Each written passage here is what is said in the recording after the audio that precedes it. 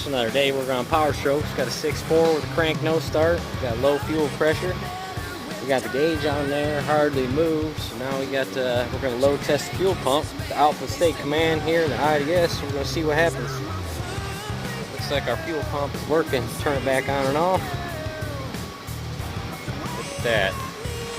So I guess now we're gonna have to figure out why we have no fuel pressure and the fuel pump is hooked up and has power.